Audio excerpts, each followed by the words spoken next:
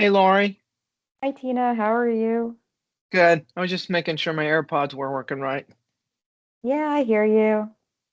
Good. How have you been? You ready for the holidays? Oh, yes. Great. You finished your holiday shopping? Oh, now. That's what Christmas Eve is for. No, I'm actually going out of town tomorrow for a couple of days, and hopefully when I get back, we can do that. Nice. So, Where you going? Greenville to see family and friends Oh, for a very couple of nice. days. So, Nice. so Fun. yeah, we had it planned a few weeks ago when everything hurricanes were happening. Good morning. Yeah. Good Good morning. morning.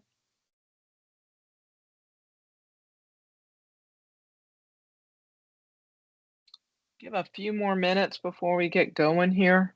Let me see who all's here. Like Eight eight people. people. Yeah, 8 people. They'll start jumping on, I'm sure. Yeah. Hey, Brenton.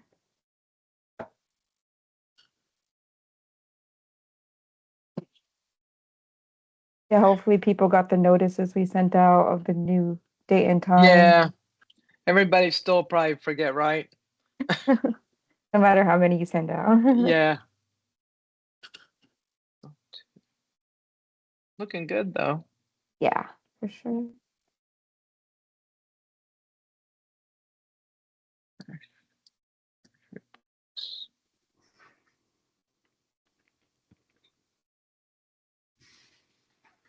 1, 2, 3, 4, 5, 6, 7.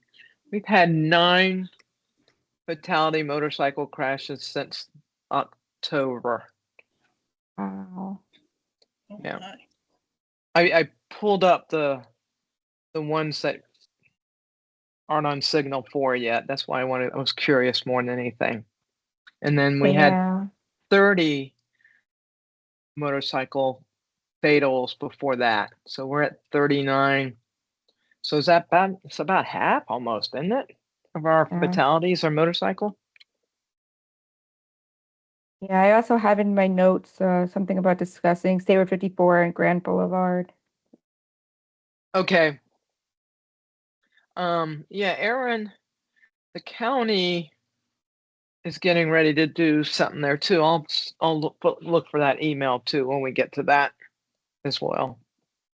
Okay.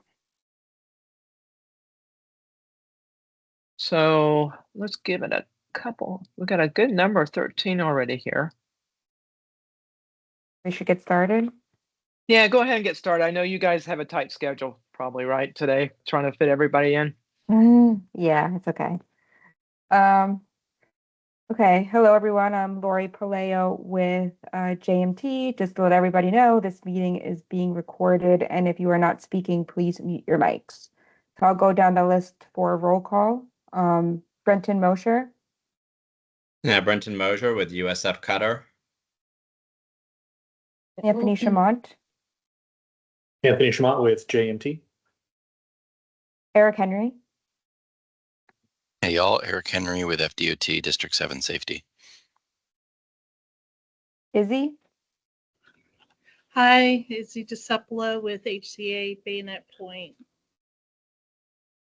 Brian Michaels, Yes, Pinellas County BPAC. Sorry, Pasco County BPAC. Jeffrey Moncalian, Hi, everybody. Jeffrey Moncalian, Pasco County Traffic Operations. Jonathan Rose, Yeah. Jonathan Rose, Everett Police Department. Casey Kersey, Casey Kersey with Pasco NPO, citizens at large. Matthew Belmonte, Hey guys, good morning. Matt Belmonte from Gresham Smith. Rebecca Bogue, Hi everyone, Rebecca with Pasco County Planning Services. James Reiser, Good morning, everybody. Jim Reiser, Florida Law Enforcement Liaison D7. Sheila Rainey, Good morning. This is Sheila Rainey with Johns Hopkins All Children's Hospital. Naruso, Good morning, everybody. Tina Russo, Pasco MPO, Active Transportation Planner and Chair. I also see a 727 number. I'm not sure who that is. If you want to introduce yourself. Good morning. This is Clinton Wynn, Tina Russo. I cannot get the Teams meeting to open up on my tablet. Plus, I'm in the vehicle, so that's why this called in. Perfect. Thank you. Is there anybody I missed? Hey, Tina, I think that is everybody. Thank you, everyone. Welcome again. This is a little bit different time for us, but welcome everybody. Glad everybody can jump on. Meeting dedication. I think what we're going to kind of do is we're going to have a little bit, hopefully a little bit deeper conversation about motorcycle fatalities further on in the meeting. So that's kind of what my meeting dedication is going to be about today. Also, I think something that we had our brunch for John Hopkins Safe Kids the other morning, and Sheila's here. But one of the keynote speakers talked about how we don't get to see, and I can't word it as well as she did, but we don't get to see the ones that we save every day. And so that's my meeting dedication so far as we come to a close of 24, which was a very tough year in a lot of different ways for all of us as well. So moving on from there, I will go to review and approval of the 24 meeting minutes. I think, did I have one correction or something on this one? It was just a simple typo or something. So Yeah, whatever it was, I can't remember. We yeah, updated it. good, because I can't remember what it was either. So it was something simple. It was a typo or something, basically. Okay. So we should be Cool. good unless anybody has any other changes or comments needed for the meeting minutes.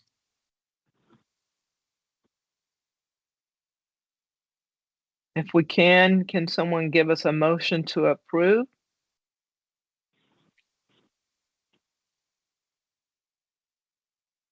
It's Matt, I'll make the motion. Thank you, Matt. Anybody, we have a second, please? Jonathan Rose, I'll second it. Okay.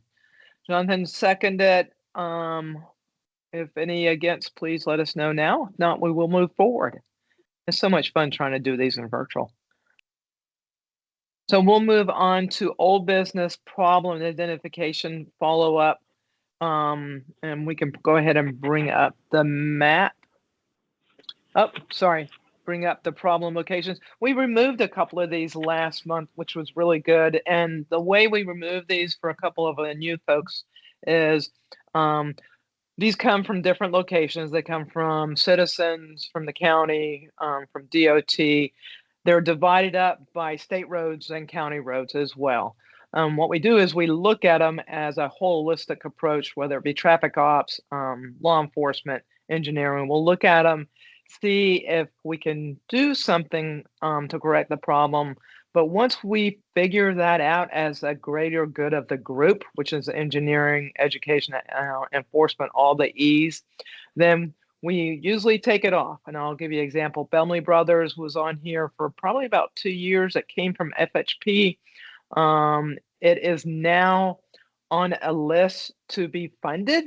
That doesn't mean it's been fixed, but it is on a list to be funded and some safety improvements made on it. So we took it off the list because of that. So even though some of these challenging locations come up and come off, sometimes it takes some time for it to actually be done. And some of these do not have an answer. I'll be honest with you. Some of these just are something that really can't be done, especially when it comes to engineering. Some of these on 19, we've had some of that issue with as well, and Little Road. So let's go down the list here. I think Bay Boulevard is one of those roads that we were just talking about. Bay Boulevard is the one just south of Ridge and 19. It's just a little bit south of that Walmart there. Just a real interesting intersection, and DOT is still kind of looking at it and see what options are. That intersection probably would not exist today because it's so close to Ridge and 19. We had another problem location just to the east of 19 and Ridge. It's kind of the same thing. One of those things that we could not do much about. So that one, it's a DOT road, so they're continuing to look at that as well, and see if we can do anything. And the best thing for that one is to close it off, that left turn. Such a weird angle coming off of 19. And then get the queue back up, going westbound onto Ridge off of 19 that adds to it. So that one's still pending. Again, DOT still looking at it. Yeah, I don't have a great. I did manage to clarify a little bit something within there. I think there was some confusion with them whether we were talking about this intersection or the one a little farther south at Gulf Drive. I think because we mentioned that on the problem location sheet, but I think we clarified that that's just another location where we've done something similar, closing down that median turn. So at least we're closer to being on the same page now. And then are we still trying to like set up a meeting between them? I think they're also unclear what the ask was. Yeah, and we can look at that, Eric, at the beginning of the year. And we can maybe touch on that a little bit later in this meeting about my new role as well. So maybe we can talk about that as well. Sounds good. I know with some of these locations with like 54 and 52 with some of the resurfacing projects, I know 52 we're looking at a project that's on this list that we're looking at some access management and median changes. So maybe at a later date with some resurfacing or some other projects going on, it gives us the opportunity to maybe do something then as well. So next on the list is that 301 in Chansey. This is another one that I'm hoping can come off. Again, this one was under construction and may be near finished. So they did the construction completed on the 4th. Okay. I think they're still pending some final reviews before everything's submitted on our side, but on the ground construction should be completed. Okay. And with the future projects going on 301, this might change again a little bit with those projects as well. But this one's hopefully will come off because it was being done already. A lot of truck traffic, as we know, coming from east to west there because there's a lot more industrial development going into the east there. That's probably going to add to that as well. So moving on to the next one.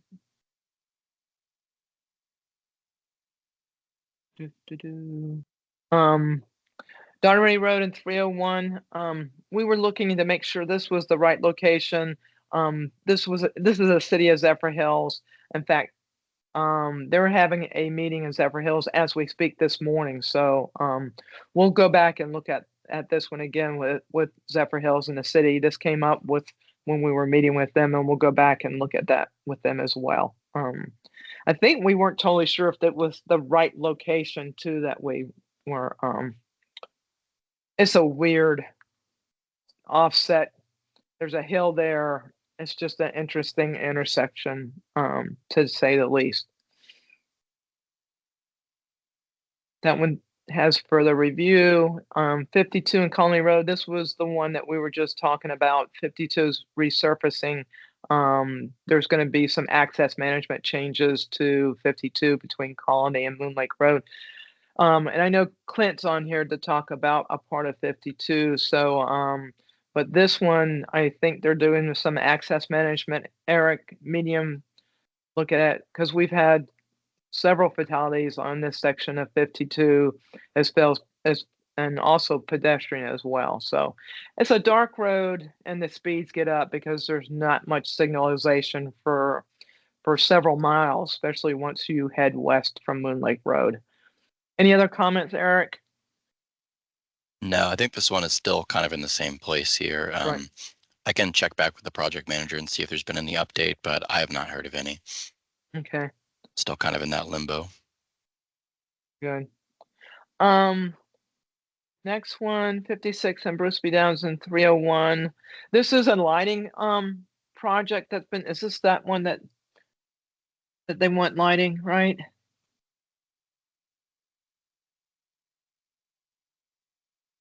This will have to be a further, Jeffrey, maybe you can help me with this one. Is this a Duke problem with the lighting along 56, the same with some of our other locations? We had something we were working on to get street lighting on 56 and Bruce B. Downs. Okay, I'll have to check with Venkat on where we are on it, because I Okay. know we were working with Duke and with Lakuchi, because there's like boundaries that split State Road 56. okay. The situation that the county has run into, to kind of brief everyone, there's been some challenges with Duke with the lighting and providing the power to the lighting. Um, you know, DOT and the county's been very supportive of getting lighting on our roads, and it's been very helpful, safety wise. But there's been an issue, a challenge with Duke getting that power so we can put the lights in. So that's kind of where we're at. We're still working out those contractual and other issues with Duke. With the Gucci's been good, and I'll give you a prime example. US 41 in Gator Lane, which is Land O'Lakes High School. One side of the road is Duke.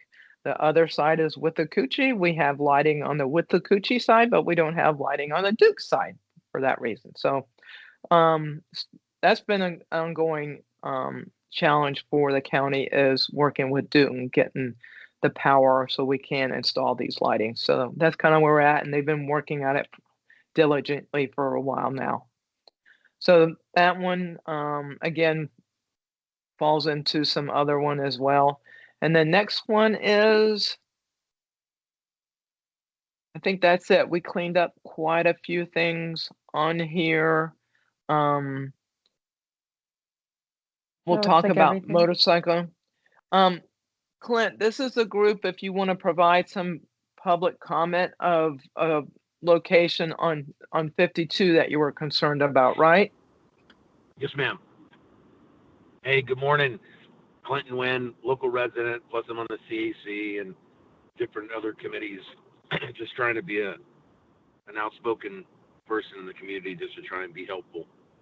Plus I'm in medical sales, so I'm on the road all the time. So I've been able to provide a lot of feedback to DOT and just different people, because I'm on the road. I see things between Pinellas and Pasco, both north, south, east, west.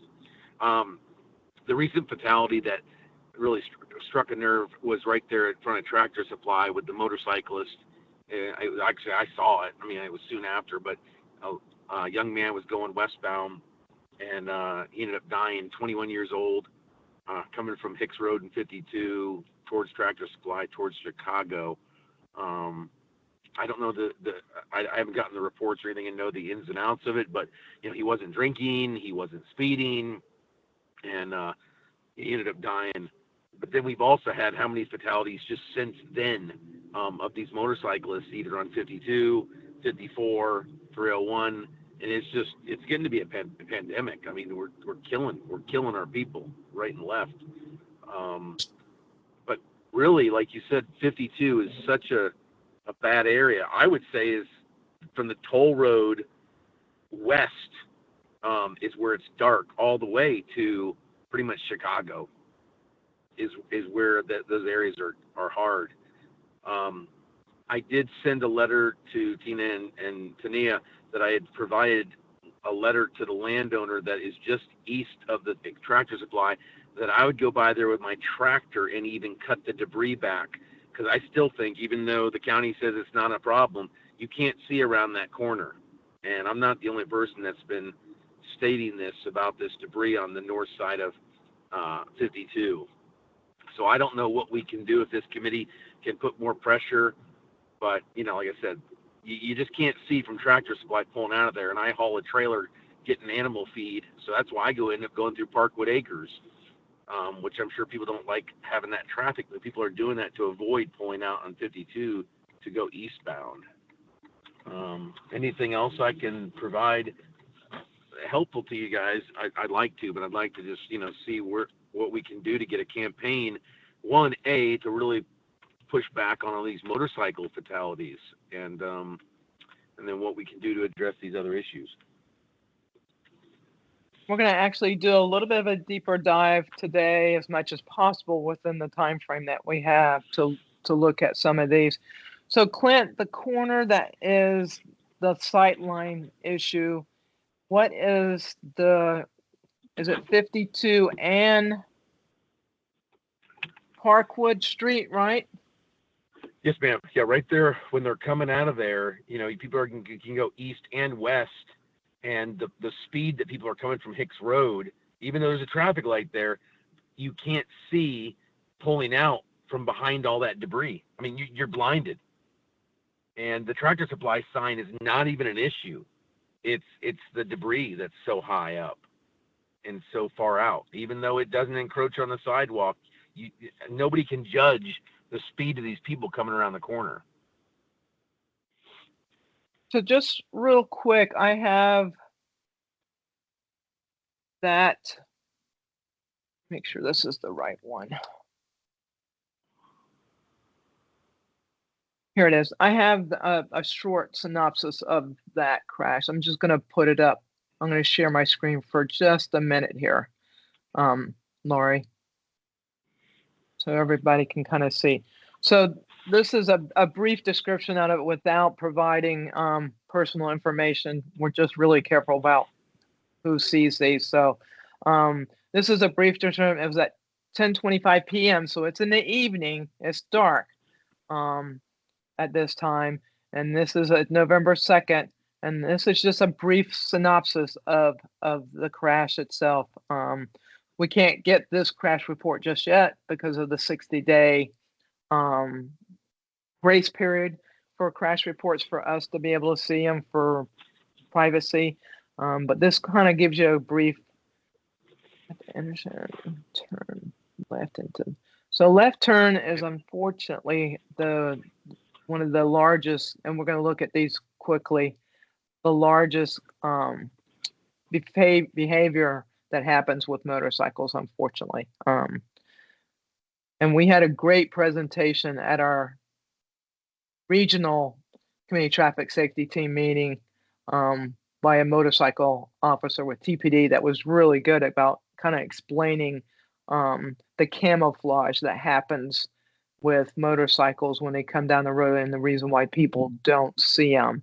And that left turn happens in front of them. And speed and lighting has everything along with it. So there was two people, it looks like, on the motorcycle, right?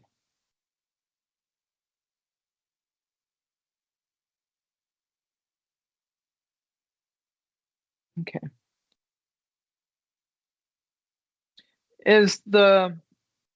Stop sharing.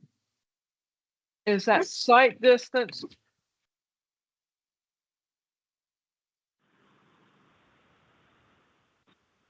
Get rid of the dog for a minute. Sorry.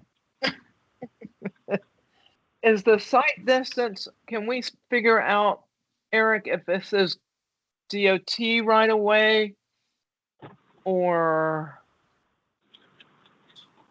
Yeah, I'm trying to look at it on Street View now to see if I can get an idea of where it is. Where did you say the debris is piling up that's obstructing the line of sight?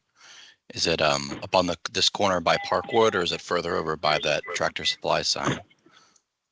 It's on the east side of Tractor Supply between the restaurant or furniture strip plaza and Tractor Supply. And you got that curve there that looks like it adds to it, right? Oh yeah, you can't see anything. It's bad. So you can see where DOT right away is there, Eric, most likely right where the pole is, right? Probably. Yeah, probably.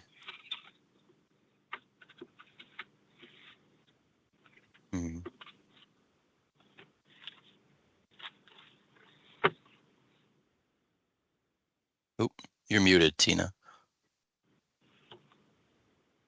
We'll add this to our challenge locations and we can kind of dive in and to see who's that property belongs to and who the right of way is and kind of see if there's anything we can do for the site distance at all. So that crash, Tina, if I can add into this, that was one vehicle eastbound, one in westbound.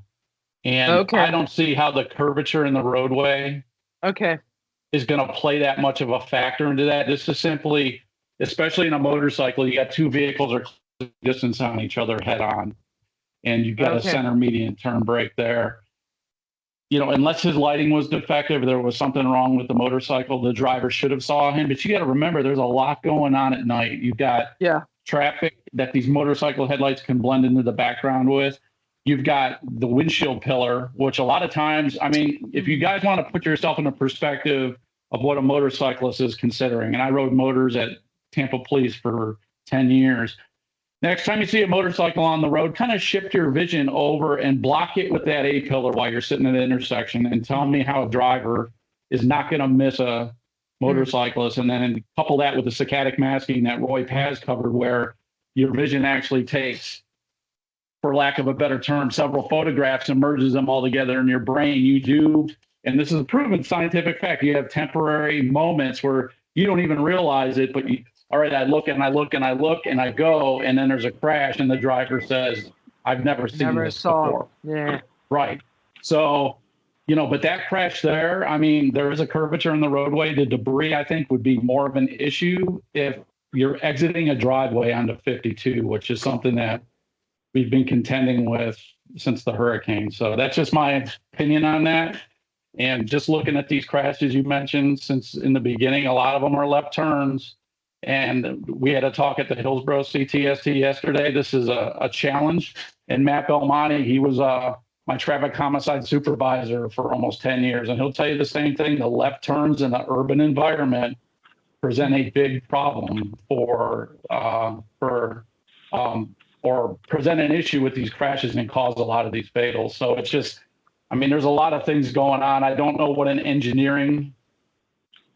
how they would solve that unless you're just lowering the speed limit. And, you know, based on traffic studies in the 85th percentile, I don't know what they're going to be able to do with that. So those are just my thoughts on this. Yeah, and they were both young, so, you know, experience and behavior there doesn't help with that as also. So it's, you know, and that's why we call them crashes and not accidents. There's several behavior factors that play into them when they happen. Some of them we can lessen, but when it comes to motorcycle, those lesson factors still end up, unfortunately, with a fatality. It's the same thing with our bike ped, unfortunately, as well. Now, I will say this: it's a a KTM motorcycle. It looks like one rider, but several of the vehicle occupants went to the hospital. And maybe Matt can back me up on this. That would indicate to me there may have been some speed by that motorcycle during that crash. Yeah, short of, I mean, it's always possible if it's a heavier bike and it's hitting square on that B pillar. But generally speaking, if you're sending multiple occupants to the hospital, there's probably some speed involved there. Well, thank you for that. We'll add it and just do a little bit deeper dive on anything. Again, that's part of this process here that we just talked about. We look at it from all those different angles, the safe system approach, we call it, and see what can and can't be done. If we can do something, we do those things. The behavior factor, whole different ball game. That's a little bit more of a long-term conversation as well, through education, engagement, and enforcement. So thank you for that. Thanks for the input. Moving on, I think that we'll just add that one, mainly for the sight distance too, Eric, to see if we can still clear that sight distance for all users of folks, especially since the county's added that tractor supply. And there's probably lots of people pulling out of there with trailers, just like Clint said too, that takes a little more time also.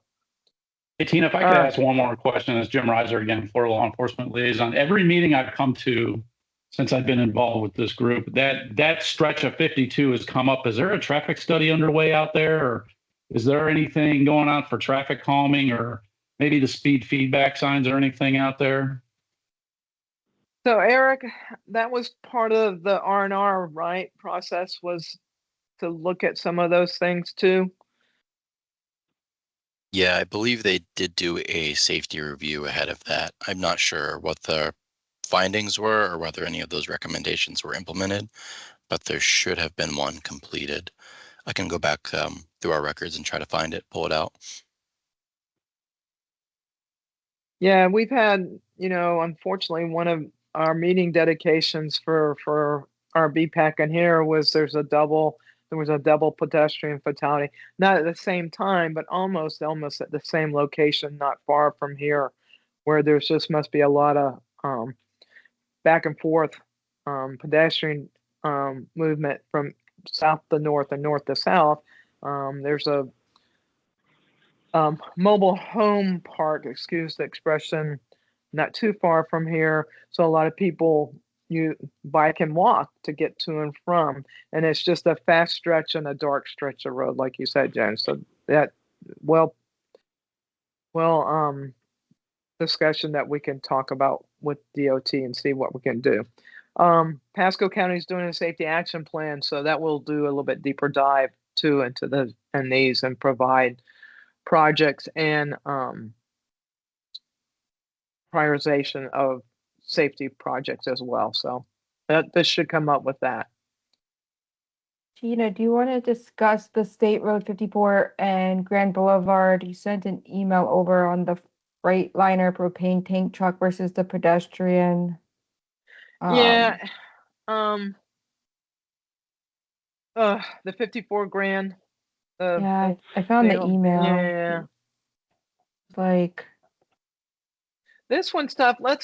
This one we might do a little bit deeper dive in later. okay. Because I reached out to Andrew Right. and had a little bit of a discussion about this. And this might be something that I talked to Jim Reiser on the side, just because of the vehicle that was stopped in the pedestrian crosswalk that caused the pedestrian to walk around the vehicle.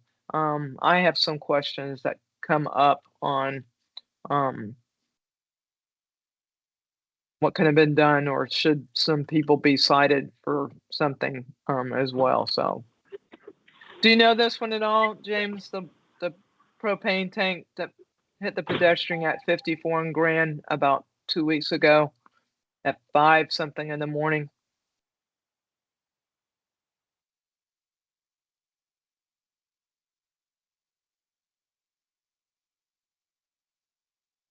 We'll look at that one. I'll get with James and just see about the enforcement side of that as well for future reference as much as anything else.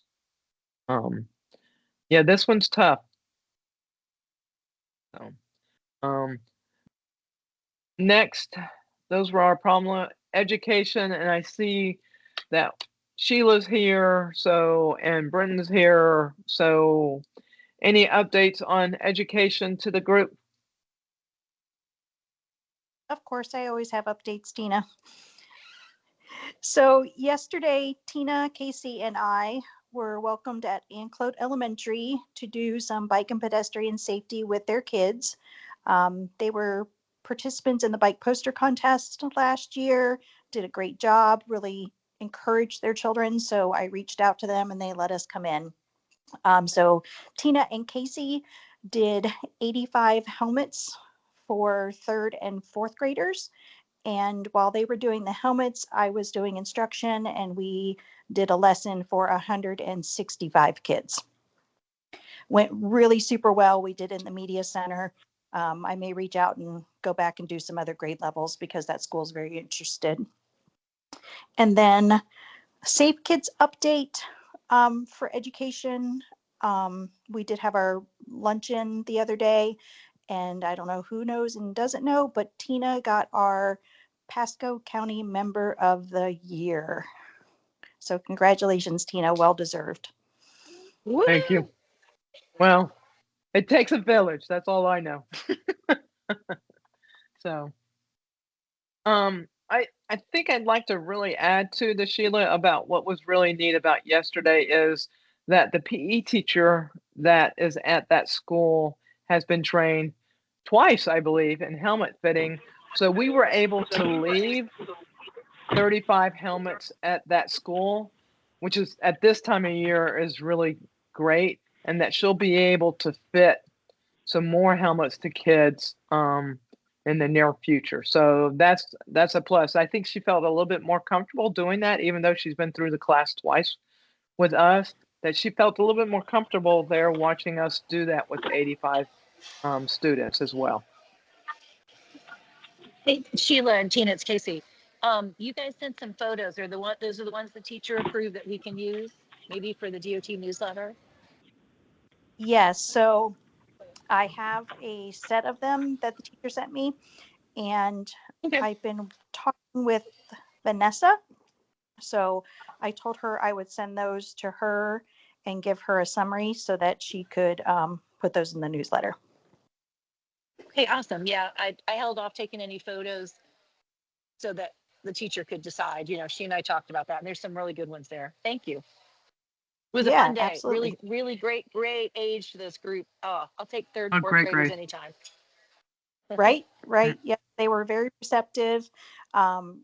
On a comparison level with other schools we've done, I mean, kids are going to be noisy and there's going to be kids that don't listen and talk, but they were very easy to reel back in. And I think that a lot of them are really paying attention. And that is just a really good age group to get those safety things out there. Fourth grade's it, because after that, it's a tough one to teach anybody, right? Yeah, pre-driver's ed. We were supposed to do fifth grade and they had a testing schedule change, and I was a little grateful because it was so much quieter with third and fourth grade. And Sheila, I think you had a broken arm gentleman, right? And he said he fell off his scooter, broke his arm. Yeah, he ended up not telling me how he broke his arm. Okay. I asked, but he didn't. He didn't tell me. But as he was talking, he sounded like a little bit of a daredevil. So I was very grateful to be giving him a helmet. Which school was this? Oh, I'm sorry. Oh, sorry. Anclote Elementary. Oh, great. Yeah.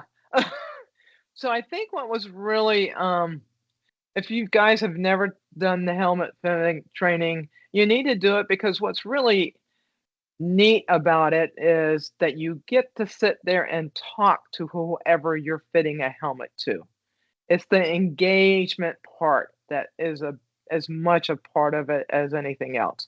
I mean, and we required to fit helmets to make sure that they're properly fitted and it'll do what they're supposed to, for resource reasons. But the engagement part, while you're sitting there putting that helmet on this kid's head, making sure it's fitting right, and the reason why I want to make sure my straps are V's underneath your ears, and do you ride a bike or scooter or both? And then you hear a kid tell me he rides an electric bike, and I'm like, oh, those things are really fast. So it's the engagement part of doing helmet fits that is as much importance. And then with what Sheila does, the bike education part with it, along with it, is we're not just sticking a helmet on a kid's head. So just a really beneficial program across the board. Hey, Tina and Sheila, the other thing I thought maybe we could send out to the group was the doctor from Monday talking Oh about my the God. top 10 things or land you in the hospital right before the season, for people just to spread that out with the traffic safety team, and because she had some really good tips of things going on with that, and she'd be a great one to follow. Instagram. Yep. Hoverboards. Weren't hoverboards the number one? Or the batteries and stuff are like 1 and 2, but a hoverboard was one of the top 3 or 5 or something, along with e-bikes and everything else. But the hoverboard, and we all know the electric scooters are a big one here too, as well. Yeah, hoverboard, I think, ended up being number one. So she ended up doing starting at 5 and going down I know the first one was the button batteries, but then electric bikes and hoverboards. And I think hoverboards were either number one or number two. And she also made a point of saying that even though we're a pediatric hospital, she has knowledge that adults shouldn't be on those either. So that was kind of funny. But it is Dr. Megan Martin. She's a pediatric trauma attending at our hospital, and she works in the ER. She sees all sorts of, kids come in. And I guess the year that the hoverboards came out, they said morning time at Christmas is very slow, but by afternoon, all these kids are out riding these products. And by that afternoon, they had an upward of many, many, many people with broken arm and other injuries, leg injuries, in their ER on Christmas Day from being on those hoverboards. And she said it's something that happens every Christmas. There's kids that get them. The first year was the worst as far as numbers go, but each year they still see those in the ER on Christmas Day. It was really neat to see her because I've been following, and I'm not a big Instagram or TikTok follower by any means, but I've been following her on Instagram for almost a year now, and mainly because of this. So and to see her there it was really neat because again, I'm not a big follower of folks, but she's neat to follow because of exactly the emergency medicine. And I really appreciate Izzy because you guys are the group that we need to hear from. We want to hear from them before they were fatal. So hearing from you guys is just so beneficial to us to have that medical trauma center side of it part of the group as well, because it's been it's one of the safe system approach. So it's really nice to have you guys with us because we learn so much from you guys as well. Yeah, sorry Yeah, so about the Dr. noise in the back. The other two, so they round out the 5, is the water beads Yeah. and the trampoline. So that's right. If they the water beads are the beads that are put in flowers, could be, or arrangements, and they keep expanding. So if a small child swallows this, it expands in the esophagus and gets stuck, and they can't see it on CAT scan or X-ray. So the only true way to see what the problem is, or if it gets down into the bowels, abdominal pain for that. And animals, I think she mentioned too. And trampoline, I think trampoline was number 1 because of the dangers of the fractures they get out of from the trampoline. So, but hoverboard, she mentioned the scooters and also the electric bikes that were huge. So, but yeah, she was awesome. I fell in love with her. So I think, and this is a discussion all of our coalitions have, I know you've been working with your group on the Ped Bike Coalition. You guys, the only way we know these things is by data. And just like our crash reports, it's the only data we have to figure these things out, to prevent them. And it's only as good as the data we get. So, I mean, even for you guys, I always thought Izzy and trauma hospitals had all the data. That is not as simple as we thought it was. Just it's almost very similar to our crash data. We're reading between the lines a lot of times with crash reports, trying to figure things out. And I'm sure it's the same way with you guys, because when someone comes in, you don't always know, especially if it's serious injury, exactly what happened. So, but it's really helped us trying to figure out, because we can only do what we do based on the data on what's causing the crashes and causing the injuries, to figure out what we can do as well. So, any other additional education from this group? Brenton, are you education or an enforcement, or do you have anything to add, or is that for the next section? So I don't have anything to add recently. We have not done any in Pasco, but the law enforcement has started to do the teen impact safety classes, and so they've been to a few classes in Pinellas County. Okay. So it'll be good to get that back into the classrooms to get sort of that extra level of education to high school students. We talked a little bit about Battle for the Belts. We can maybe talk about that in the future, Sheila, right? Which I think maybe this group can really be beneficial because it's a really good way to engage with high school kids too as well. So that's a really great program that we need to try to work on a little bit more next year with Safe Kids as well. Yeah, do you mind if I chime in on that, Tina? Please do. Okay, so Battle of the Belts has transitioned over to a statewide program, and the state is offering free kits to the high schools to get them started. There's a limited number of kits available. They've had maybe a half and half kind of response. I think it's just really about getting the word out there. Pasco County has been a leader in doing that program. They have a resource officer there that is very gung-ho about it. And he has, kind of onboarded some people as time has gone by. So they have gotten their kits and they are ready to go for this next time. But we are looking for new schools to do it as well. So if you have schools in other counties that are interested, but basically, I know when I first started, I'm like, Battle of the Belts, what does that mean? So Battle of the Belts is a program where it's peer-to-peer, encouraging each other to wear their seatbelt. And there's a count that's done at the beginning without the students knowing. As they're rolling into school, they count how many kids are wearing seatbelts. They ask the school to do a push campaign to make sure that everybody is hearing it, how important seatbelts are. And then at the end of that week, there is somebody out there doing another count to see if the seatbelt usage has changed. Very, very amazing. Some of the things that these schools do. They do artistic posters, they do scenarios, all sorts of things. So it's a really good program if you know a school that might be interested in trying it out.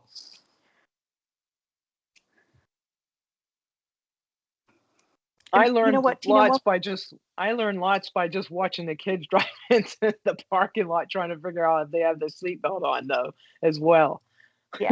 Yeah, it's a fun program too. It's not a heavy lift. It's a really good safety oriented, fun way to do things.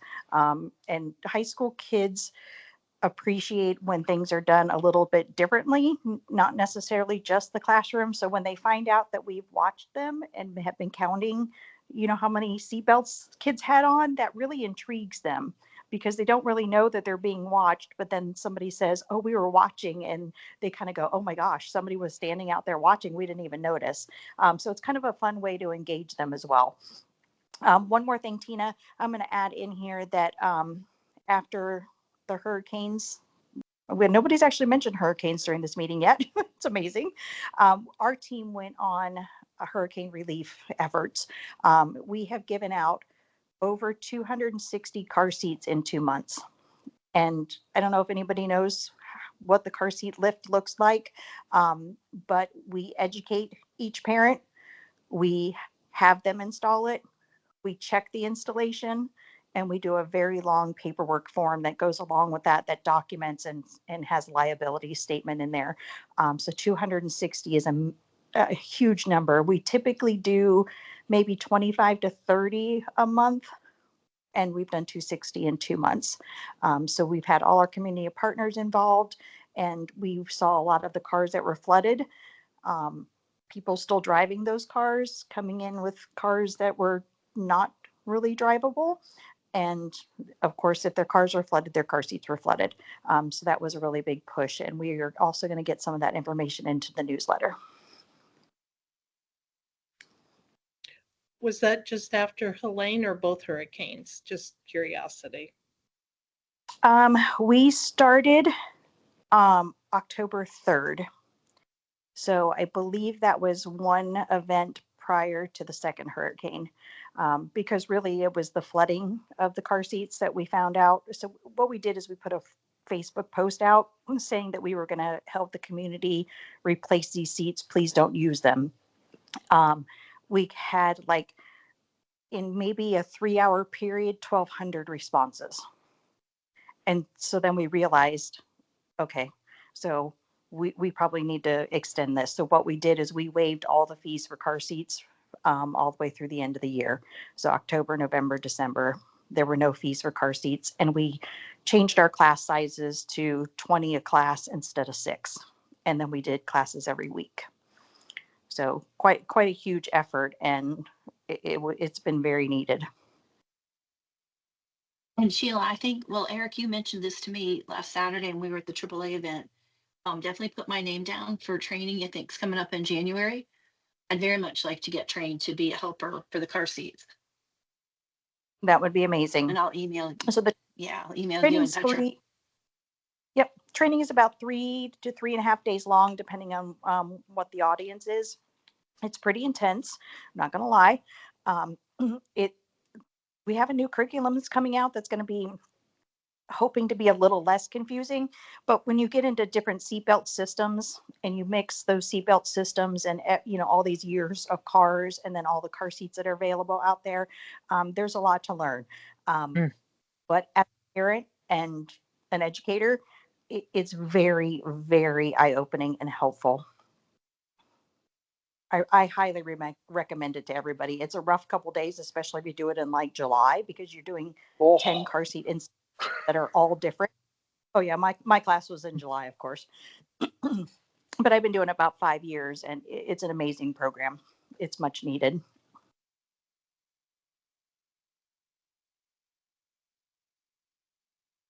So anybody who's interested, feel free to send me an email. I think we're going to be doing a class in Pinellas somewhere around the end of January.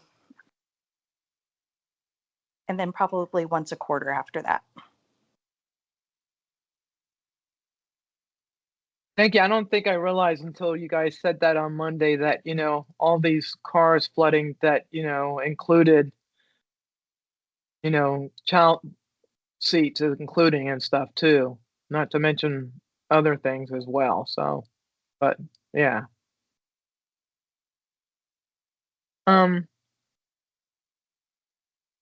Real quick, James, did you have something to add or? I think he put in the chat that he's having some technical difficulties. Did you get that Yeah, I was resolved? having some I thought I heard you mention something about we needed some enforcement on 54. Just let me know the locations. If it's at Grand Boulevard locations, I can definitely. Yeah. I'll tempt Pasco. I can definitely reach out to FHP also. Yeah, I just had a couple of questions about that pedestrian fatality with the propane truck. There was a vehicle stopped in the crosswalk that caused the pedestrian to walk around that vehicle. And then, so I just had some questions to follow up and law enforcement wise as a learning experience more than anything. So.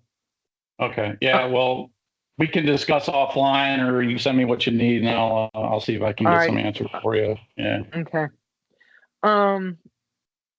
Anything else enforcement wise? Brenton, are we still a go? And James, you might know this, for the saturation on all of 19 for December. What was it?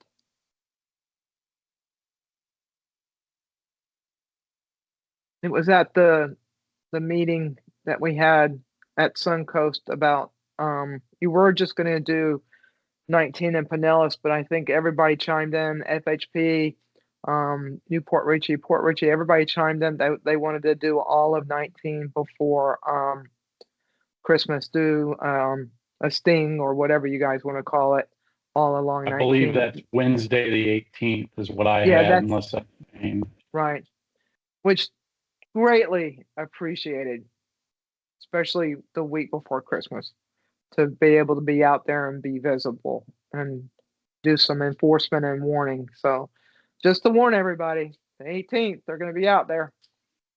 All of 19, which is great. Bridge to bridge, you call it, which is good. Anything engineering wise? Not, I have a quick, I know Pasco County Engineering Services was awarded a Safe Streets for Grant. A lot of crosswalk RFP type discussion. Maybe we can get a description of what that project looks like in the future. Of course, that was just the awarding part. It's fun after that. We just signed our agreement and getting ready to start our task order when it comes to our safety action plan. But there'll be at least 2 in Pasco County, and I think Port Richey has one as well. If not, we'll move on to crash statistics. Yep. Let me pull up the map.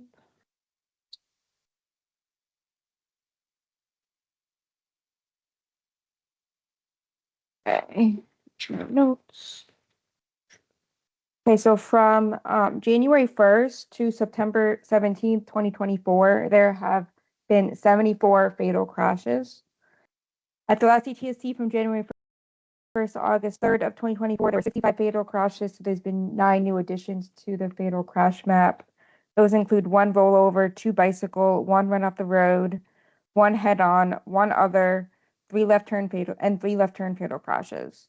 So for the 2 new bicycle fatal crashes, one was on August 26th of 2024 at 10:02 in the morning. Report number 263-96193 on Chansey Road and Zephyr Preserve Place, not at the intersection in day clear and dry conditions. Driver 1 failed to observe that non-motorist 1 was traveling west in the eastbound lane of Chansey Road as he was approaching the other cyclist traveling west in the westbound lanes. So the second new bicycle fatal crash was on September 2nd, 2024 at 1:50 in the morning. Report number 264-10329 on Long Avenue and 15th Street, not at the intersection in dark lighted clear dry conditions. Vehicle 1 was traveling westbound on Long Avenue, approaching the intersection of 15th Street.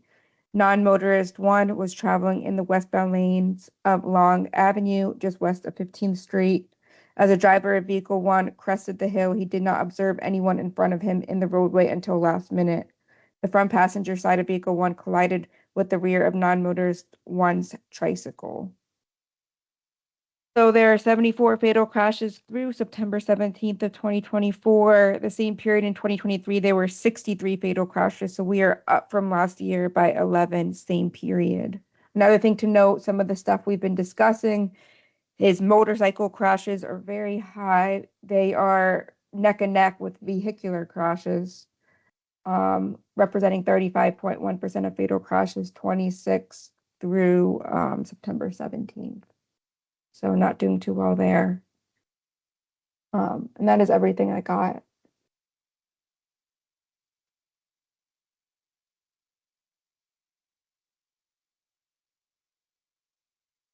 Real Are you talking? quick. Oh. Yeah. So just real quick, I'll share my screen just Okay. really quick on this. When it comes to motorcycle, and again, we have the 60-day lag with Signal 4. So this is just motorcycle fatalities for Pasco County for the year up to, again, October 10th, because we're at that 60-day lag. So I just wanted to show you a little bit of this. So we've had 30, I think this is 30 on this one. Let me make sure. Again, and then we've had 9 since then. So we've had 30 total up to October 10th. And just a brief overview of, again, we've had 30, 2 of them alcohol related, 28 not. Okay, 17 at night, 13 during the day. And then this is the crash type. Again, 11 of those were left turns. So this gives us that as well. And then this is the calendar. It kind of gives you the time frame of when they happen. But this gives you an overview, and then you can kind of see in the whole county, they're just all over the place, as you can see. As well. But I just wanted to give a brief overview. And then we've had 9 since then. So we're at probably 39, pretty close to 39 for the year when it comes to fatalities, total fatalities, as well. So way too many.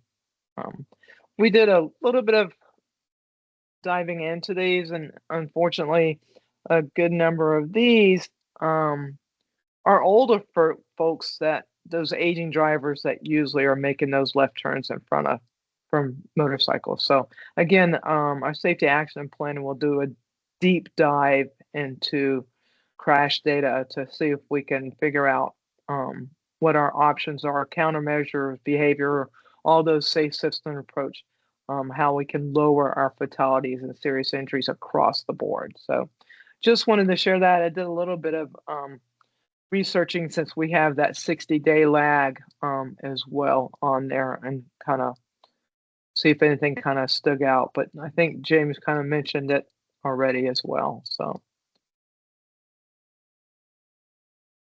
and then calendar updates. It looks like we have a report from Anthony, JMT.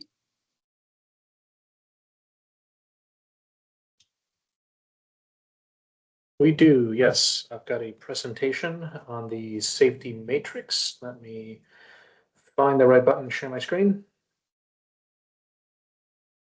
You're able to see the big purple screen? Yep, I see it. Okay. So this is an update on the highway safety matrices. If you haven't seen this tool, it's a pretty nice data-driven kind of high-level planning tool that's put together by central office. This presentation shows the differences between the between the two fiscal years, the most recent one that we have and the prior one. Note that there's a new one that's going to come out. When the crash data is finalized, you're dealing with the 60-day lag of the crashes for Signal 4, but central office, with their finalization of the crash data, they're dealing with a much wider gap, because the data needs to be approved and admitted and kind of finalized. The data source for them is Signal 4. They're getting their data from there, and the statistics for the counties and the cities come from the UF Bureau of Economic Business Research. That's where they're getting their populations. Note that this is only fatal and serious injury crashes. So again, it's that Vision Zero, Target Zero crash area that we're looking at. What this does is that it splits up the crashes. It's a bit of a highway safety program breakdown, and they look at it by county. So we see the rankings of all of the counties. We'll drill down into the ones for District 7, and it looks at cities as well, into 3 different population groups based on their sizes, and then compares the cities to each other, so you can kind of see where you are by similar cities. Real quick overview, so that we kind of know which the groupings are that we are looking at, because it does group them by the strategic highway safety plan emphasis areas. We have our roadway emphasis areas there, our roadway user emphasis areas, as well as our user behavior. Note that the matrix excludes the commercial motor vehicles as one of its categories, but it does include the work zone category, one of the emerging emphasis areas out of central office. So the way that this thing looks is kind of like this. This is the fiscal year 2024. It's last year's matrix, which includes data from 2017 through 2021. So that time span. You see the counties that are highlighted are District 7 counties, obviously Pasco County being on that list. And most of the categories, all but 2, are highlighted in pink. That means that for that particular group, they are in the 35 kind of percentile highest category, with 1 being the highest ranking for aging road users in Pasco County. A higher number means a higher rank by crashes. So it means more crashes in that category. So you don't want to be, for example, in District 7, like Hernando in the 2024 matrix had 5 of the categories, it being the highest county for that particular category. So Pasco has 1 that's the highest. Distracted driving was the second in the category, and so on through there. The comparative look at that for the 2025 highway matrix. This is data from 2018 through 2022. Pasco County still has all but 2 of the categories. They changed the pink ranking. This is the 40th percentile for the 2025, but we see those numbers. If you have a hard time remembering the two, we combine the two for you guys so we can see the differences between them with, an arrow here pointing to Pasco County. We see that aging road users went from the highest county to number 2. So there was an improvement in that. Distracted driving remained the same as the number 2 county. Impaired driving improved quite a bit. It was the number 4 county, and now it is ranked at number 9. Motorcycles, number 8. So there are some counties of a similar size that are having higher issues than we are, although we know that, that's a big problem for Pasco. Occupant protection remained the same at 12. Pedestrian or bicyclists remained the same at number 8. Speeding and aggressive improved by 1 category to number 13. Teen drivers remained the same at 5, and work zones got a little worse. That went from number 6 to number 5. The average rank improved. It got less crashes, so a lower number, an improvement in the ranking. Went from 6.4 to 7.1 for Pasco County between 2024 and 2025.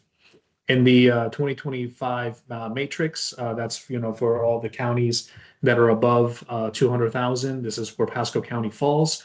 So we can see where the other counties are in the district, or the highlighted ones. Obviously, Hillsborough and Pinellas, with Pasco being there with its 7.1 ranking. So it's just an indication of where it is for that. The other category, I won't spend much time going into the details of the ones that are not Pasco County related, but so our neighbors to the north, Citrus and Hernando, are the number 1 and number 2 county across all categories, compared to other counties of its size between 50,000 and 200,000. By cities, these are the cities that are in the matrix for the district. The ones that are unchecked or ungrayed out are the ones in District 7.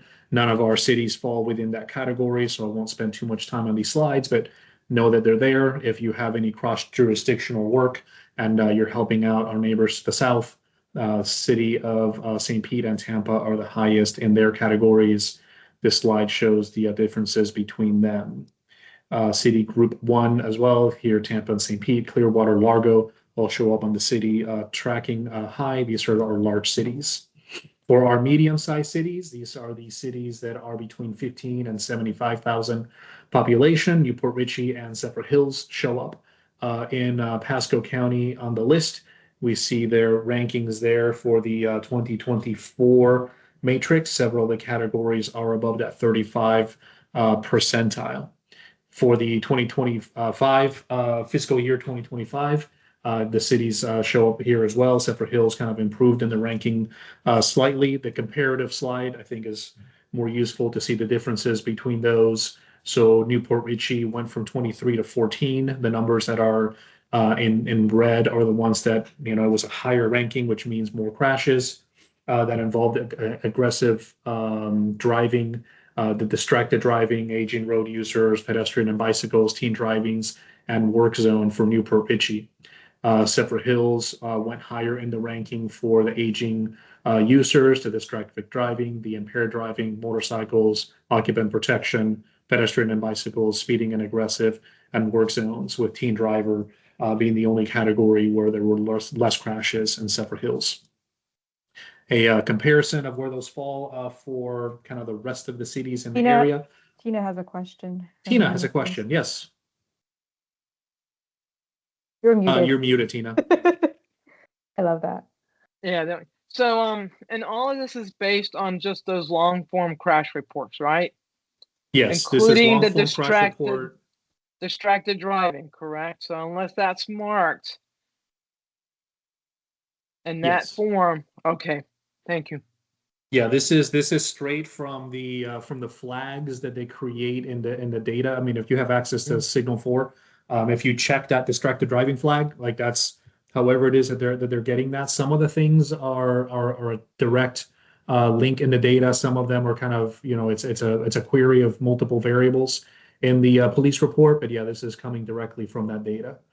So here we see Newport Richey, and somebody else's question.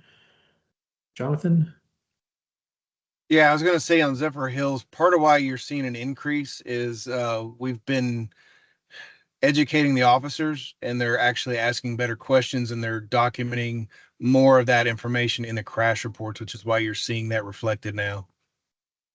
That's a great point. I actually haven't heard somebody mention that, but yeah, with better education and better reporting, don't be discouraged if you're in Pasco and Zephyr Hills and you're seeing an increase in your rankings. It just might be that you're categorizing your crashes better and checking the correct boxes. But that leads to the point of the matrix, and part of this is to be able to see those. So we want accurate reporting, and seeing those numbers and being flagged by central office in those categories and seeing increases then makes it easier for the county to apply for those HSIP projects, for the different grants and the different applications, to get help for the projects. It's all about justifying those crashes, the benefit to cost ratio. So definitely having better reporting, on the engineering side, even though there's increases, does help out quite a bit. James. Yeah, if I could just add into what Jonathan Rose said from Zephyr Hills PD, that we just did training locally for crash reporting to make sure the accurate information is being captured in these reports. I know DHSMV is looking to come back next year and do some additional. We had a heavy representation of D7 in that training. They're allowed to come from all over the state depending what their schedule is, but hopefully that data will improve going forward more and more as we get more officers on board with what needs to be captured in the boxes to properly check when investigating these crashes. And I'll yield back. Yeah, that'll be super interesting. I mean, and remember that this is the 2025 fiscal year matrix, has crashes up through 2022. So when the next matrix comes out, it'll include the 2023 crashes. So as that, if the training is relatively recent, maybe it doesn't quite reflect on here, but it'll be really interesting to see how that how those numbers change as we report that data more accurately. I will send the data here for Newport Ridge and Zephyr Hills. So this is the breakdown of the 2025 matrix showing all of the Group 2 population cities in District 7. Newport Ridge and Zephyr Hills are the third and the fourth highest in those categories. Their rankings between 2024 and 25 are shown here. It remained pretty close for Newport Ridge, going from 42.9 to 42.6. It's just the average of the numbers is kind of where that ranking is coming from.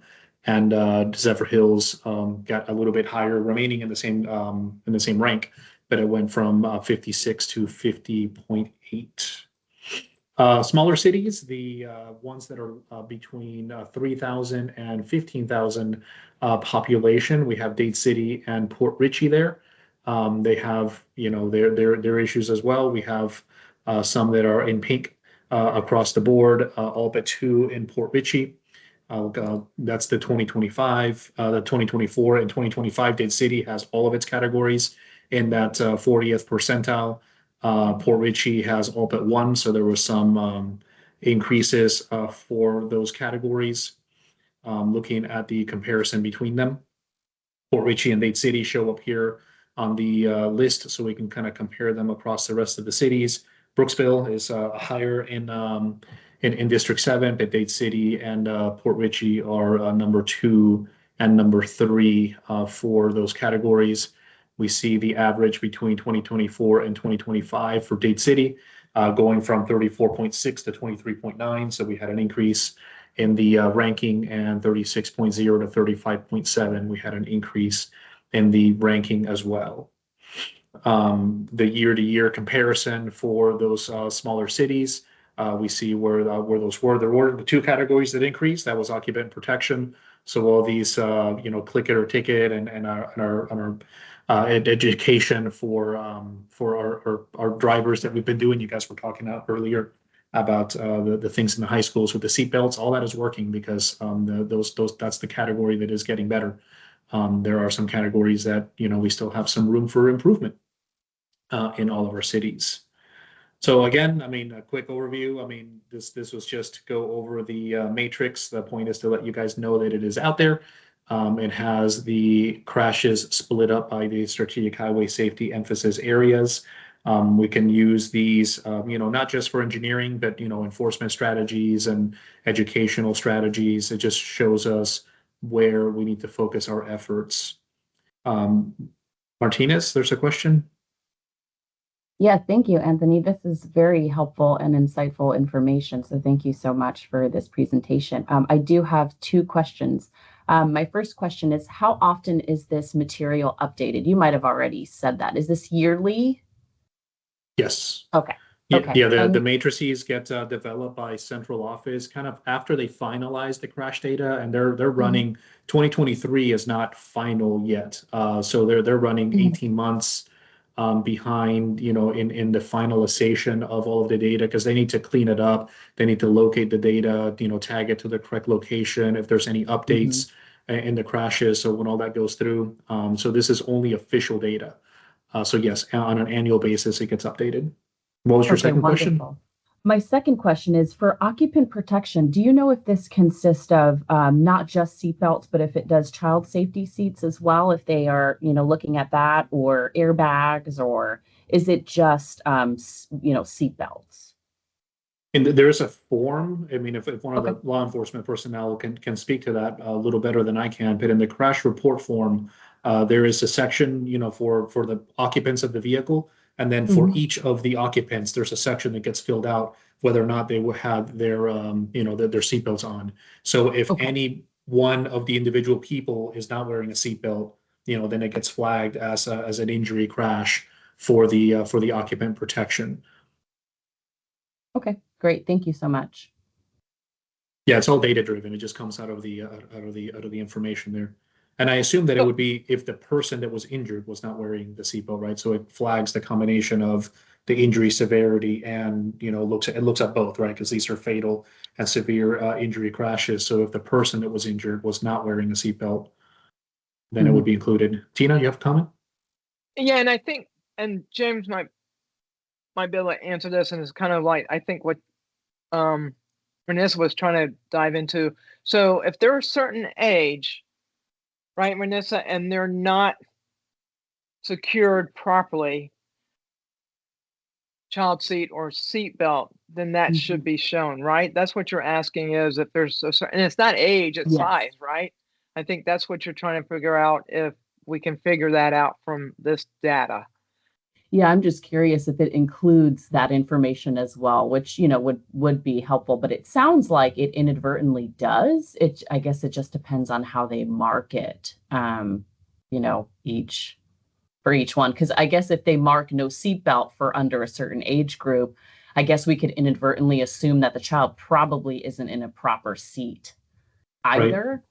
Right. So I guess that gives us some inference. It's not exact, but it might be able to give us some guidance there. On the crash form, the Jonathan Rose Hills, on the crash form for each occupant, passenger, etc., you actually have to go down. There's a drop down list wearing seatbelt, or whether they're in an approved safety device, like a child seat or whatnot. It gets very specific in that, and it also has whether or not they weren't wearing one. So if they weren't, and I'm pretty sure the occupant protection covers all of those. So it's probably a culmination of all those numbers. And that's where we would have to dive down. Even like when we talk bike pegging and stuff, you have to dive down and kind of look at and see who that pertains to. It's across the board when it comes to, because we all know the occupancy one, and I was going to ask you, Anthony, to go back to the that, and it really does. Our occupant protection is just really high. Again, people aren't wearing seatbelts and are not, putting their kids in child seats. So that now, remember, number, unfortunately, high numbers on this list are good. So okay. So this means that in 2024 fiscal year, out of the counties that were out of the cities, I'm sorry, between 3,000 and 14,000 population, Port Richey was the 96th county with, the number one has the most crashes, and you go down the list. So it's there are 95 cities that have more fatalities without occupant protection. And it went from 96th to 114th. So it improved.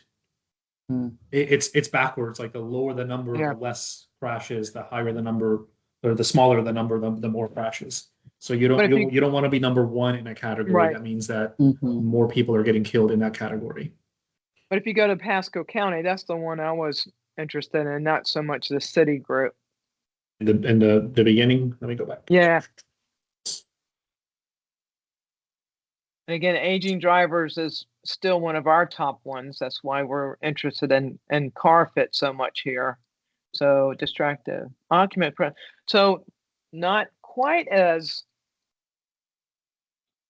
Yeah, for the occupant protection, interestingly, Pasco remained at 12.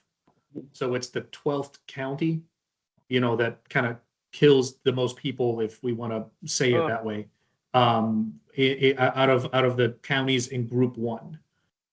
So there are 11 counties that have more fatal and incapacitating injuries than Pasco County. And just like signal form, when we look at these, Anthony, they can have overlap. So you can be an of aging course. user and a occupant protection and a distracted or impaired. So don't think of it as the total equals to whatever. There's a lot of overlap with these behaviors as well, or categories. Absolutely. Yeah. So, I mean, you can have a single incident that would be reported by all the columns. Like an aging road user that's distracted, hits a teen driver that's impaired, that's riding a motorcycle, not wearing their seatbelt. There's a work zone. It can get pretty crazy. But yeah, I mean, these strategic highway safety emphasis areas are just the kind of groupings. They did a lot of statistics to figure out the areas that have the most overrepresentation, that kind of have some actionable things, and this is just what they, the groupings that they came up with. But yeah, if you sum all the crashes, it's definitely more than than the crash incidents if you sum all of them by category. That's a good point as well. Yeah, like the work zone one is a funny one too, because what if one year you just have more construction going on? One year you had less construction going on. So it's not, some of the categories are not necessarily indicative of, we have more dangerous work zones. It could be indicative of there were just more projects that year, which means more exposure. So, it's this doesn't normalize by rate. This doesn't normalize by, the population, or it's just the raw numbers of crashes. It tries to group them by population to kind of, make it a little bit more fair in those categories. But yeah, if you're at the upper range of any of the categories for the population, you're more likely to be a little bit higher as opposed to the lower end of the category, because it's not normalizing against the populations. It's just raw numbers. Right. So yeah, as population increases, you're going to have more exposure.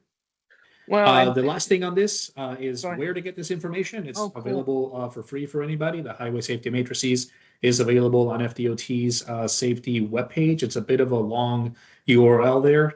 If you just Google search for FDOT Safety Matrix, it takes you right to the Highway Safety Matrices site. And the links are right here. There's one for the counties. There's one for the cities by each of the population groupings. And kind of tells you, this is the fiscal year 25. When the new one comes out, then, the new ones will be linked to the website, but you should be able to download the old ones as well if you wanted to kind of deep dive and see where they are across time and kind of, different efforts and how things are going along with that. Any other questions or comments? Great information. Thank you so much. Yeah, thank you. Appreciate the time, and hopefully this tool can be useful to you guys. It's pretty nice.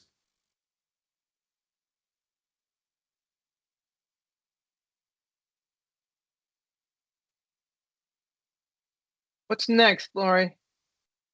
Are we? Yes, let me share my screen again. So I guess we already covered the fatality tracking, so that's done. And HSIP updates, I don't have anything specific. I know the last update I saw on the portal was that Hernando County applied for a Bright Stick request. I believe FDOT is reviewing some of the HSIP applications currently. And I believe there's still some funding available. So if anybody wants to apply, now's the time to do so. I think that's everything I have. Eric, do you have any updates on HSIP? No, I think that covers it. Okay. Great. I guess lastly is just the open forum.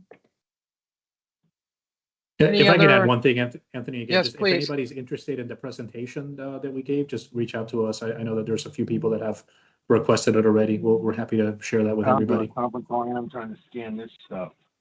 And the freaking patient just canceled with me all fat. I'm like, well, I don't know what to tell you. Yeah, I'm pretty pissed. Right now? Yeah, just call me. I don't want to get in the rain. Oh, God. And I'm like, all right, well, just call me. I said, no, you call me because I'm in the middle of clinic. So I'm sorry. Is that person muted? Off the record. So, James, did you raise your hand again? Yeah, real quick, just holiday drives over, get pulled over, starts on Friday and runs through January 1st. So we're motivating some law enforcement to get some extra patrol over the holidays. And I know Pasco County Sheriff did train a large, I think up to 65 of their deputies in the basic field sobriety classes. So let's see where the numbers come in your county, see if they come in higher next year. But that does start, runs for 2 weeks. And you should see a lot of print media campaign on that, especially concentrating around the actual holidays themselves. And I'll yield back.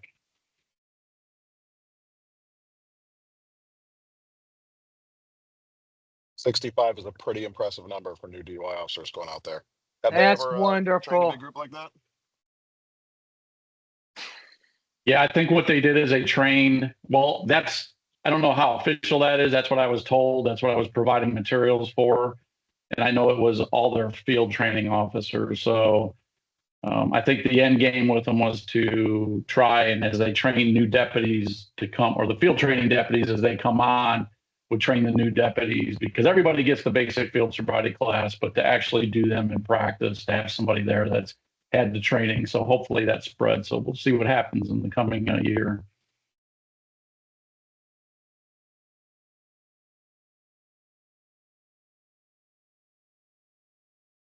Anything else? We've been hoping for that for a while. So that's just great news. A good start. So I have one announcement. I will be leaving Pasco MPO. My last day will be December 27th. But the good news of that part is I am joining the FDOT District 7 safety team as the new bike ped specialist. Ginger's old position that has been empty for over a year now. So it just took some time.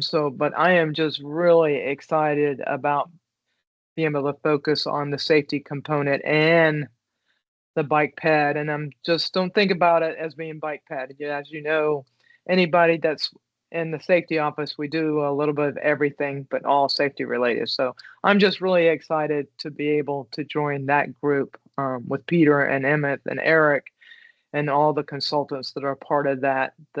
I call you guys my tribe. So I look forward to being able to continue to work with Pasco County, but now the other counties that are part of District 7 and be able to focus on the safety aspect. So excited. Congratulations. Thank you. Thank So you. Mike, are you still interested in still being the Pasco chair? I don't think I can. I already asked Rebecca, who is new with current planning. I know Jeffrey and them, I've been capped as vice chair. I'm probably couldn't talk him into being chair again, right, Jeffrey? Yeah, probably not. Yeah, I figured that was not an option. Would like to keep him as vice chair. But Rebecca's on this call. She's with planning and development with Pasco County. I think it would be beneficial to have just that different view. She's more on the engineering planning part, which would be really good to have someone on. And again, the chair mainly just helps DOT with the meetings along the way. But I I have Rebecca as an option. If anybody has any other suggestions, I know sometimes time becomes more of the issue than anything else. We meet monthly, but we only meet live quarterly. And that's the plan as well. Rebecca, any comments? I asked you about 5 minutes ago just to warn everybody. So I Eric, would certainly be willing to do it. This is only my second meeting ever. So if there's someone else with maybe more knowledge and experience and familiarity with a group, I would happily, step aside. so Eric, should I set up like a nomination for the January meeting? Yeah, I think we could probably talk about it again after the holidays. Right. So usually what we do is if anybody volunteers, if we have multiple people, we might have to look at doing a vote. But if we only have, one person throwing their hat in the ring, that kind of is what it is. But now that everybody's aware, maybe everyone can take the holidays to reflect on it. See if it sounds like something you'd be interested in. Rebecca, we would of course love to have you if you're interested. Yes. We the way I got roped in is Venkat said, Tina, you want to be chair. So just to warn you, that seems to be sometimes how it goes. I'll still be part of this group, most likely, I would think, Eric, some part or another. But yeah, so always a great group as well. And again, DOT is the main facilitator of the group. So just the chair needs to be someone within the county. So that's so just a thought, and then excited to still be part of DOT. So Congratulations. That's exciting. Yeah, congrats, Tina. We're looking forward to having you. thank you so much. Look forward to the opportunity. So Yes, that's so exciting. I was just going to say, Tina, it's so exciting. I'm so thrilled. And she was also our member of the year with Safe Kids Coalition. So Tina is just on fire. She is a ground shaker and a mover. And I love and enjoy people like that. And her passion is uncomparable. So thank you, Tina, for everything that you've done for the meetings here monthly, the Safe Kids Coalition, and just in general for Pasco County. Thank you. And again, and like I said, it takes everyone. It's a village, it's a tribe that makes it happen, as you know. And the sad part is some of that came about a fatality that happened at one of our schools. But unfortunately, sometimes that's what it takes to get people to move a little bit, as we know. So, but a lot of support from you guys and from a lot of folks from Safe Kids, John Hopkins, to Casey, who does a lot, to Izzy, all of you guys. Again, the dedication that you guys put into this is that presentation, that keynote that was done on Monday from Karen, your RN, is just, it was priceless that, we don't get to see the numbers that are saved. So, and greatly appreciate everyone that's part of that. If not, we can maybe adjourn, Lori, right? Safe holidays, you guys. Be careful out there, and we'll hopefully see everybody in January.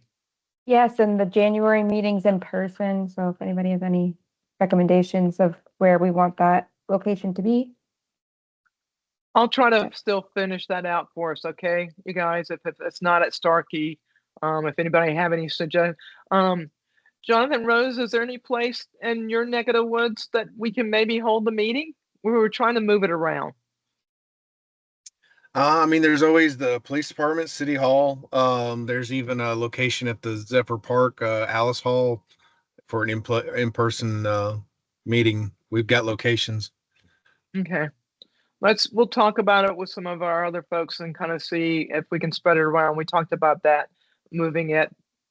We have them quarterly live, so maybe if not the January meeting, maybe the next live meeting we can move out that way. Yeah, and I think it would make the mayor and them happy to see more of the meetings. They were really positive about the one back in June, so Yeah, I think they'd really appreciate that. Good. Lori, we'll talk about that in the next week or so, just to see if we can snag a couple of those, okay? Sounds perfect. Thank you. Anything else? If not, we will adjourn our December meeting, and safe part of the holidays, everyone. Thank you. Thank you. Thanks, everyone. Have a safe holiday. Thank you. Thank you.